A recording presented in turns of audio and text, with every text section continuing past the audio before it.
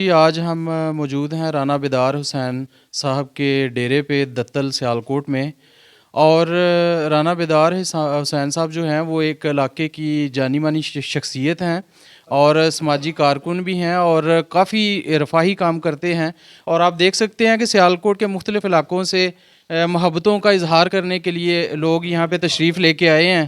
ان کے ساتھ ان کی بہت زیادہ محبت ہے. ہم رانا صاحب سے چند کویسچنز جو ہیں وہ اپنے چینل کے توسط سے کرنا چاہیں گے کیونکہ ہم بھی تھوڑا جلدی میں ہیں تو ہماری ریکویسٹ ہے کہ ہمیں تھوڑا سا ٹائم دیں پھر اس کے بعد ہم ان سے اجازت لیں گے. السلام علیکم رانا صاحب. جی وعلیکم السلام ورحمۃ اللہ وبرکاتہ.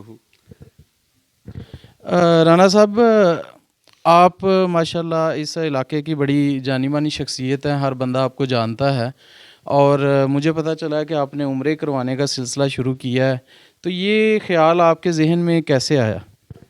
جی پہلے تو میں مشکور ہوں آپ کی آنے کا, آپ نے مجھے اس لائق سمجھا. یہ سلسلہ 10 سال پہلے سے میں نے شروع کیا ہے. 2013 میں میں نے اللہ کے فضل سے 16 بندوں کو بھیجا تھا. پھر ہر سال الحمدللہ ثم الحمدللہ آہستہ آہستہ یہ سلسلہ جاری رہا. پھر کرونا میں 2 سال میں نے روکے رکھا یہ کام کیونکہ ویزا ہی نہیں تھا مل رہا. تو پچھلی دفعہ میں نے 77 لوگوں کو 77 لوگوں کو میں نے عمرہ کروایا.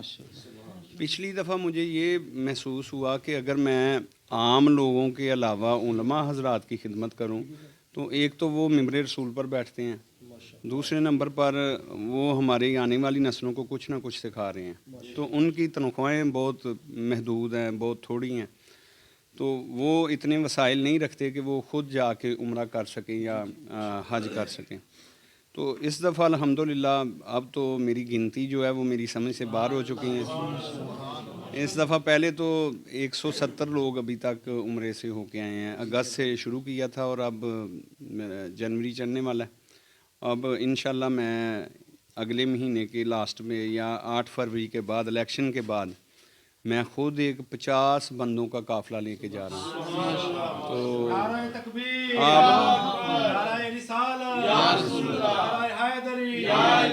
آپ دعا کیجئے گا میرے لیے کہ اللہ تعالیٰ مجھے یہ توفیق دے رکھے اور سدا توفیق دے رکھے کہ میں علماء حضرات کی ان لوگوں کی خدمت کر سکوں جو اپنا خانہ کعبہ یا مسجد نبوی جانے کی توفیق نہیں رکھتے. تو انشاءاللہ میرے بچے بھی یہی کام کرتے رہیں گے انشاءاللہ. رانا صاحب آپ کا جو میکینزم ہے, جن دوستوں کو آپ منتخب کرتے ہیں, جن کا انتخاب کرتے ہیں عمرہ کروانے کے لیے, اس کا کیا طریقہ کار ہے؟ تھوڑا سا میرے مائنڈ میں ایک ہے, ساگا سپورٹس والے جو صوفی خورشید صاحب تھے, جب ان کی بالکل چھوٹی سی فیکٹری تھی, انہوں نے ایک قرآن اندازی کا سلسلہ رکھا تھا کہ ہر سال وہ 3-4 بندوں کو قرآن اندازی کے ذریعے عمرہ کے لیے بھیجتے تھے اپنے ورکرز میں سے.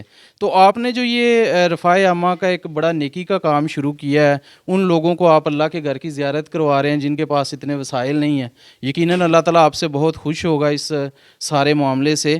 تو لیکن آپ کا طریقہ کار کیا ہے؟ کن لوگوں کو آپ منتخب کرتے ہیں, جو لوگ خود آتے ہیں, یا اس کے علاوہ آپ کا کیا میکینزم ہے؟ جی میں یہ جو طریقہ کار ہے, پہلے تو میں نے ایسے ہی شروع کر رکھا تھا. پہلے اپنے گاؤں کے جو امام مسجد تھے, پہلے میں نے مسجد محمد صلی اللہ علیہ وسلم تعمیر کروائی, پھر مسجد علی تعمیر کروائی.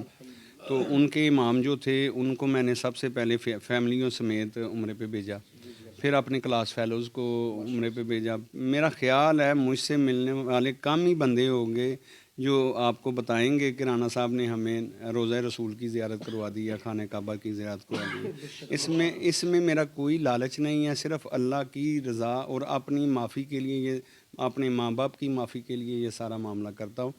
تو اب تو میں پرسوں ترسوں مدرسہ لسانیہ میں ایک ڈبیٹ میں کہا ہے کہ یہ میں صدقہ دیتا ہوں محمد و آل محمد کا.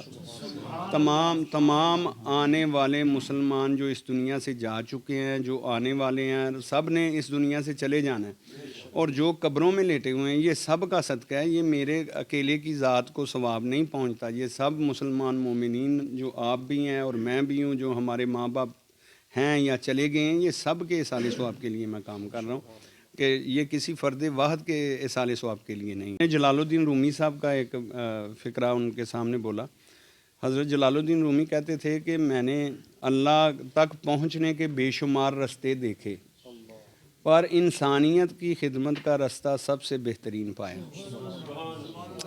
یہی وجہ ہے کہ اللہ کا فضل ہے، میری کوشش ہوتی ہے کہ میں کام کر سکوں، فلاح کے کام کر سکوں، اللہ مجھے توفیق دیتا رہے اور اللہ پاک آسانیاں پیدا کرتا رہے کہ میں انسانیت کی خدمت کرتا رہوں۔ جی بہت شکریہ رانا صاحب آپ کے قیمتی ٹائم کا، آپ نے ہمارے چینل سیالکوٹ پلس ناروال کو اپنا قیمتی ٹائم دیا اور اپنی قیمتی رائے سے ہمیں نوازا، ہم آپ کے مشکور ہیں۔ اسی کے ساتھ اپنے میزبان کو سعید احمد بابر لنگڑیال کو اجازت دیں، شکریہ۔